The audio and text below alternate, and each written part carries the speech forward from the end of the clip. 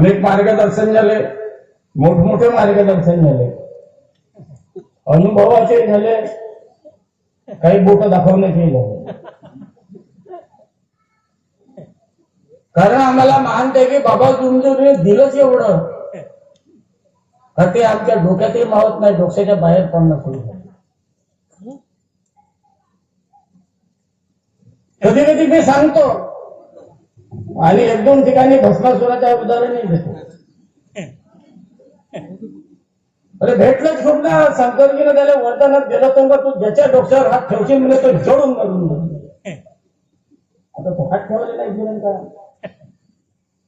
तुम्ही आम्ही तर माणूस आहोत, आपल्याला काही एका पायावर उभा राहून तपश्चर्या करायला सांगितलं का बाबांना? नाही. तुम्हाला देव बनायला सांगितलं का बाबांना? नाही. तुम्हाला का बनवलं बाबांना? माणूस. आम्हाला 4 तत्व 3 शब्द आम्ही 5 नियम दिले बाबांना. आम्ही सांगितलं आम्हाला देव बनवलं नाही, देव बनायचा प्रयत्न करायचा नको. तुम्हाला सांगतो पण हा माणूस दानव बनला नाही पाहिजे, हा फक्त माणूस बनला पाहिजे. माणसाचे गुण कोणते आहेत? तेच त्यासाठी आम्हाला 4 तत्व 3 शब्द 5 नियम बाबांना दिलाय. पण घडत नाही ना तसा. घडते का? नाही. बाबा बाबा धावणं बाबा म्हणता म्हणता असा अंगात येऊन जाते. साध्या कार्यात पूर्ण होत नाही, न भावना पूर्ण होत नाही. आमच्या पक्की नसेल आमची एकदा झाली नाही झाली का आमच्यासारख्या कोणाला दुसऱ्याला अक्कल घेतही नाही.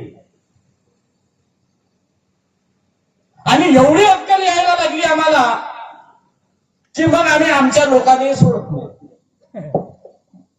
मी तुमच्या सांगतो, मी माझ्या लेकरा बाळाच्या कधी गलत सांगत नाही, माहित नाही. सत्य लपवतो गोष्टी माझ्या पोराचं.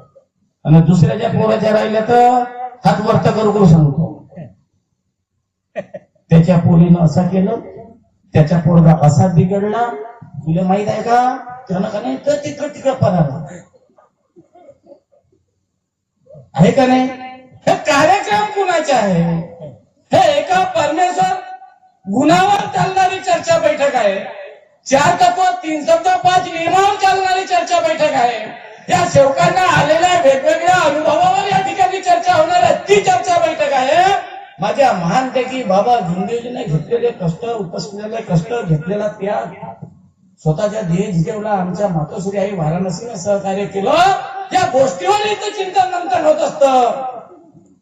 आणि जेव्हा जेव्हा चांगल्या चांगल्या गोष्टी एखादी संस्था किंवा एखादा व्यक्ती जेव्हा चांगला करायला लागतोय तेव्हा त्याचे दुश्मनी तेवढेच तयार होतात. मग आता आपला मंडळ बाबांनी सांगितलं, हयातीमध्ये 3 बाबाचे अध्यक्ष झाले. मंडळाकडे बाबांनी कारभार सोपवला आणि बाबाला अपेक्षा होती की या मार्गात येणारा प्रत्येक सेवक त्यांना लेकरापेक्षा कमी बाबाला प्रेम नाही दिलं, पोरापेक्षा कमी सेवकाला नाही समजलं बाबांना. एकीकडे आमचे आई वडील जरी आम्हाला वाटते की माझ्यावर खूप प्रेम करतात, पण ते एवढं अतिरिक्त प्रेम करतात की त्या आई वडिलाच्या प्रेमापोटी सुद्धा आमचे लेकर बिघडले ना, वयात झाले ना. मा बाप काही नाही म्हणे, देते पैसे गेला 500 रुपये का गेला बियर बार मध्ये, दुसऱ्या दिवशी 1000 भेटले का कोंबड बाजारामध्ये, तिसऱ्या दिवशी 2000 भेटले तर पटाच्या होळी होती. पण बापाने कधी हिशोब घेतला का पोराचा? कोण घेईन हिशोब? पोरगा कोणाचा? माय बापाचा. मग त्याच्याकडे हिशोब कोण घेतला पाहिजे? आमच्या आई वडिलांना घेतलं पाहिजे ना. आणि एवढाही असेल तरी तो एखादा लक्षात बी आला काय पोरांना बुडवलं तर ते इथं सांगत नाही. आमच्या इथं मात्र उलट चालते. मंडळ म्हणजे सर्वच आणि आमची, मी संचालक असो का आमचे अध्यक्ष साहेब असो का उपाध्यक्ष असो, या प्रत्येकानं आमच्या सेवकाची बाजू सांभाळून घेतली पाहिजे ना. हे अधिकार आमचे आहेत ना, त्याला पोटाशीन घेण्याच्या कामही आमचे आहे ना. पण मग होते कसं? आम्ही का नाही आमच्या कार्यकर्त्याची घेऊन टाकतो, आमच्या सेवकाची घेऊन टाकतो. त्याच्यासाठी नाही चुकलं का तपे सगळे ते बोलवा रूमच्या अंदर मला माझ्या दोन कणपटातनं मला दुरुस्त करा. हा माईक जो आहे, हा माईक इथून कितीतरी गावामध्ये चाललाय, कितीतरी बाहेरचे लोक आमचे भाषण ऐकून राहिले, कितीतरी मुलं त्यांच्या अपेक्षा आहेत की मानव धर्मात एवढे सेवक जुळले, परंतु मागच्या 17 असेच गेले का आमच्या कार्यकर्त्याच्या धुना धुत राहतो आम्ही, आमच्या सेवकाच्या धुना धुत राहतो. जर हे चालत जर काही या ठिकाणी राहिले तर याच्यामुळे मंडळाचं नाव मोठा होईल का लहान होईल? मोठा होईल ना का लहान होईल? आणि सेवकांना सुद्धा एक विनंती आहे की रे आपल्याला महानत्यागी बाबा जिंदूजी सारखे गुरु मिळावे. आता ते आपले कोंडा गोसेवाले भाऊ ते या ठिकाणी त्यांनी मार्गदर्शन केलं की बाबा खूप शिकले नाही, सोंग केले नाही बाबांना. केले का सोंग बाबांना? नाही.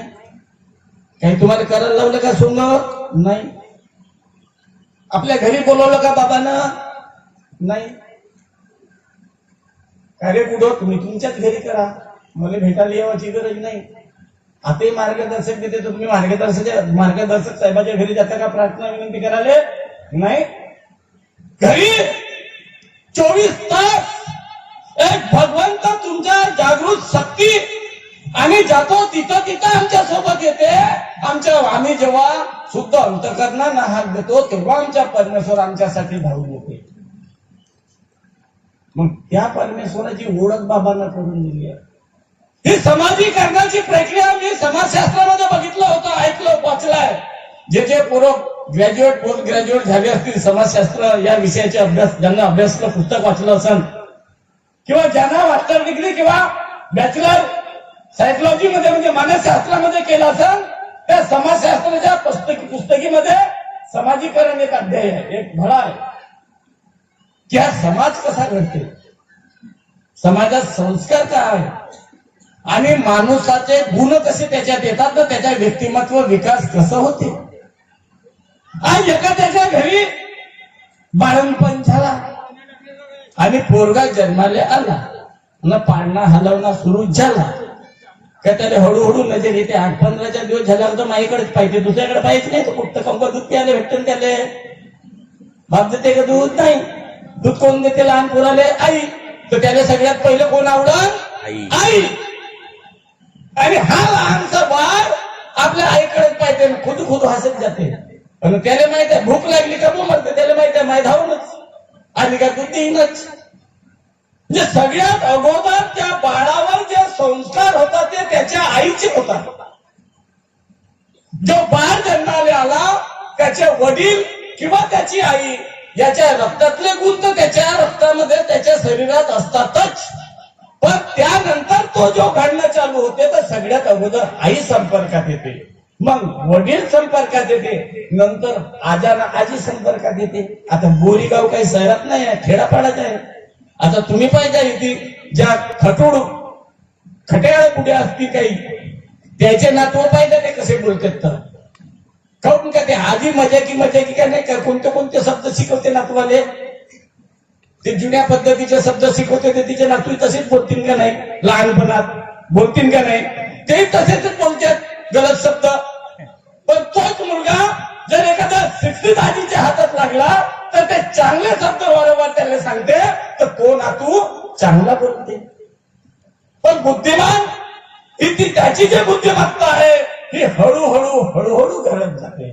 मोहल्ल्यात निघाला बाहेर, मोहल्ल्याच्या बाहेर, घराच्या बाहेर दोस्त कसे भेटते, कंचे खेळण्यावाले भेटले तर तो कंचे खेळायला शिकल, किती दांडूवाले भेटले तर तो किती दांडू खेळायला शिकल, आणि शिवा देणारे भेटले तर तोही तिथून आला घरात का शिवा देणं चालू करेल नाही बापा सोबत.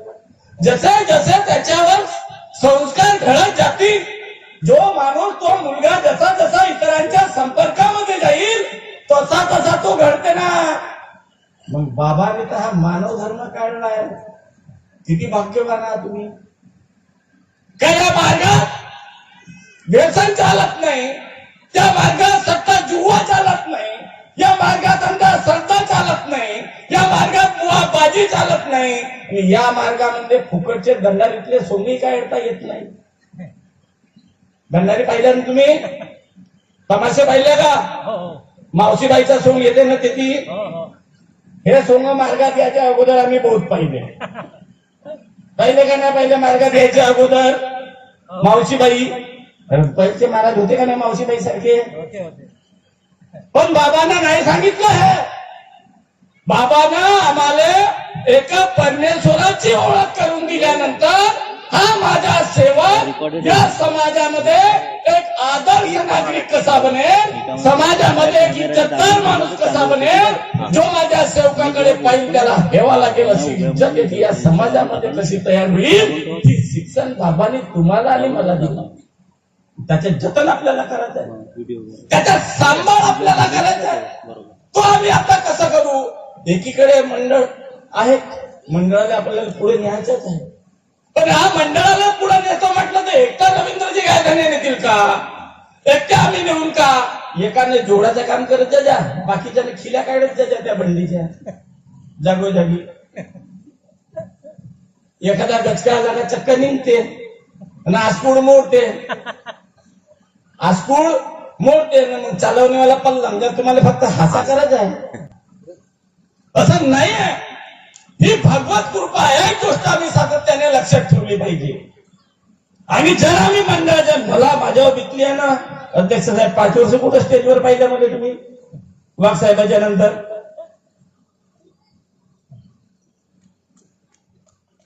पाहिलं का कधी? वाघ साहेब असताना नरेंद्रजी मेयर साहेब सचिव होते. माझ्या एक पीएच दिलं होतं तुमच्या मंडळाने. मला 2 पीए होते जिल्हा परिषदला, तेव्हा मी उपाध्यक्ष होतो.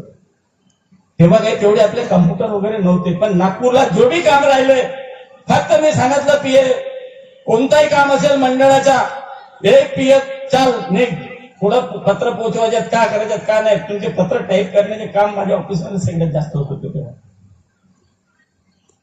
चालत राहते. आज मी आहो, उद्या आता गायधने साहेब आहे, गुरबेले साहेब आहे, उद्या मागच्या पट्टीतलं समोर येऊन जाईल, नाही तर आखीच्या पट्टीतला येऊ शकते, पुढच्या पट्टीत. भगवत कृपा. परीक्षा आमची चालू आहे, पेपर आमचे चालू आहेत. पण एवढं सगळं असताना, आमची परीक्षा सुरू असताना आम्हाला असा वाटायला लागला की आमच्यासारखे हुशार कोणीच नाही. परमेश्वर सोडत नाही, तो मागच्या पुढे पुढच्या मागे करते. कधी काळी मला स्टेजवर जागा नव्हती, रोहित मध्ये पुढच्या लाईन मध्ये बसवलं ना परमेश्वरानं, बसवलं. नाही तर कुठे बसत होतो, आलो तर मागे बसलो. पण तो मान जो भेटत होता उपाध्यक्ष पदावर असताना, जिल्हा परिषदच्या सभापती असताना आणि मापसूच्या डायरेक्टर असताना, तो त्या पदाचा मान भेटत होता, एक मानवतेचा मान भेटत नव्हता. पण हा एक मंच असा आहे महानदेगी बाबा जुंगजीने मिळवून दिलेला, हा मानवतेचा परिचय करून देणारा मंचावर मार्गातल्या रूपानं जो बसाचा मान आहे, याची किंमत त्याच्यासोबत जुळता येत नाही. आणि म्हणून आमच्यासारख्या माणसं जेव्हा या ठिकाणी बोलतात, मला माहित आहे मी कोणत्या पक्षाच्या असेल, दुसरा कोणत्या पक्षाचा असेल, तिसरा कोणत्या पक्षाचा असेल, पण एक गोष्ट प्रत्येकाने लक्षात ठेवा, ह्या पार्ट्या तुमच्या घरच्या ठेवा. या सेवक संमेलनाच्या याच्यामध्ये एकच गोष्ट लक्षात ठेवा, काँग्रेस वाल्याने राहुल गांधीनं 3 दिवसाचे साधे कार्य दिले नाही. आणि भाजपवाल्याने माफी कशी मागायची हे नरेंद्र मोदीनं शिकवलं नाही. शिकवलं का? एखादा बीएसपी वाला असेल, मायावती आलती का तुम्हाला तीर्थ कसा बनवायचं हे सांगाले? आलती का? मग ह्या सगळ्या गोष्टी कुठून शिकायला भेटल्या? बरं काय नाही, एखाद्याच्या घरात देवता जमली होती ते एखादा आमदार आलता का विचारले कशी कशी तू अंगात आला रे म्हणून? भूत आलेले तरी आलता का? ज्याच्या अंगात दारोमार शिरली होती, अगं उलटा का नाही, या नेते लोक इलेक्शनच्या 10-15 दिवसाच्या अगोदर हे 5-50 लोकांना बिघडवतात, म्हणजे बिघडवतात, हे पेट्या घालून देतात ना घरोघरी. 10-5 मतं जमाव, हे ठेव म्हणते पेटी, 10-5 मतं जमाव. समाज दुरुस्त नाही करू शकत. आणि म्हणून सांगतो, त्या समाजाला विकास सोडा, बाकी सगळ्या गोष्टी सोडा, हा समाज जर घडवायचा असेल, त्यामध्ये माणूस जर उभा करायचा असेल, आणि या समाजातली जर दुर्गंधी दूर करायची असेल, ती सक्ती फक्त आणि फक्त संतात आहे. खूप झाली संत. गाडगे बाबांना जेव्हा खराटा हातात घेतला आणि गावं जेव्हा झाडायला गाडगे बाबा लागले तेव्हा त्याने गोटे पाडणाऱ्याचे नातू आता त्याच्या पाया पडतो. गाडगे बाबाचा ज्या दिवशी इंग्रजाची सत्ता या देशात होती, आपल्या तुकडोजी महाराजांना भजनावल्या जनतेला एकत्र केलं, इंग्रजांच्या विरोधात उभं करण्याचं काम केलं, तेव्हा त्याचे आपल्यातले काही दलाल ते इंग्रजाला जाऊन सांगणारे होते, पण संत मागे हटले नाही. पण एक झालं, त्या संतांनी काम केलं, पण त्यांनी फक्त त्याच लेवलवर काम केलं. पण आमच्या महान त्यागी बाबा जुमदोजीनं काम केलं हे एका संतासाठी नाही, एका महात्मा नाही करू शकत किंवा साधू नाही करू शकत. साधूच्याही पुढे केलं, साधूला स्वतःचा स्वार्थ साधलं. बाबांनी दीन दुःखी कष्टी लोकांच्या स्वार्थासाठी बाबा झटले. संतांनी समाजाला दिशा दिली, परंतु ती त्याला एक रुक्त नव्हती. ते एक रुक्त माझ्या महान ताई बाबा जुमदोजींनी एक चॅनल बनवून दिली तत्व शब्द नियमाची. त्या चॅनल मुळे ही एक संघटना तयार झाली आणि एकीचे बळ का होते हे आपण अनेक कथा कादंबऱ्यामध्ये आपण पाहतो. ही एकता सगळ्यात मोठी आहे. ही एकता खऱ्या अर्थाने टिकवणं तुमचं आमचं काम आहे. आता ही एकता कशी टिकेल जर आमच्यातच आमचे तुझ्या भाव झाले. आज सख्खे भाऊ आपण इथे एवढी बसलो, आपण कोणते आहोत? सख्खे भाऊ, दूध भाऊ. पण आता आपल्यातून काही दूध भाऊ अलग झाले, काही मावस भाऊ अलग झाले. झाले का नाही झाले? पण हे गोष्ट तुम्ही लक्षात ठेवा. आम्ही मंडळाने लक्षात ठेवलं पाहिजे. आणि ज्यांना हिस्सेदारी करून काही नाही राहते, एखादी सून येते आमच्या घरात, चांगल्या चांगल्या पोराले बिघडवून टाकते का? पगार नवऱ्याचा 1 लाख रुपये महिना आहे म्हणते, एकला झालं तर या बुडाबुडीवर खर्च होणार नाही म्हणते. मग दोस्त त्या सुनाचाच आहे का? हा ढेकूल याच्या ढोगण पुण्यापासून शिक्षणापर्यंत, कपडे घेऊन देण्यापर्यंत, नोकरी लागेपर्यंत याचा सप्पा मायबापाने केला. तर त्यानं कधी म्हणलं का मी माझ्या मायबापाला कसं सोडू म्हणून? म्हणजे त्या पोरीला आम्ही दोष देतो तर आमच्या लेकराचा दोष आहे का नाही? त्याच्यात आहे. आणि म्हणून ज्या वेळेस एखाद्या वडिलाच्या 3 मुलं जर वेगळे झाले तर बुडाबुडीला स्वयंपाक करण्याची वेळ आली, त्या वेदना त्या मायबापाला कशा होते ते त्यालाच माहित आहे. आम्ही सगळेच मानते की बाबा जुमदोजीचा फोटो भिंतीवर टांगला आहे. सगळेच सकाळ संध्याकाळ प्रार्थना विनंती करतो आणि आम्ही तुकडे अलग अलग करतो. एक प्रश्न पुन्हा राहून नये, बाप मेला म्हणजे नावं कोणाची चढते? 7-12वर पोराची चढतात ना. किती घाई राहते. एरवी व्हायच्या पहिलंच हा जाते मृत्यूचा दाखला काढते ग्रामपंचायत मधून नाही तर नगरपंचायत मधून. पटपट पटपट त्या पटवाड्याच्या ऑफिस मध्ये जाते ना, लिहून देते बाप मेला साहेब, हा पुरावा आहे, पटकन माझे नाव चढवा म्हणते. आता सांगा बरं, ज्याचे ज्याचे वडील मरण पावले मार्गातले आणि त्याच्या नावानं फोटो होती, किती लोकांना आपल्या नावानं केली? सांगा बरं. तुमच्यातले एकानं केलं, हुशारच का तू भाऊ? तू बी हुशार आहे ना. इकडचे लोकच हुशारच आहे. इकडे बी हुशार आहे, हुशार आहे. पण लक्षात ठेवा, ज्यानं केलं नसल तर तुम्ही 7-12 नाव नको चढवले आपल्या भावला. हे देऊन दे जा एखाद्याने. मार्गाच्या रूपाने चाला. मार्गाच्या रूपाने आम्ही डॉक्टरकडे जातो. डॉक्टर तपासते, ऍक्सिडेंटची केस येता बरोबर.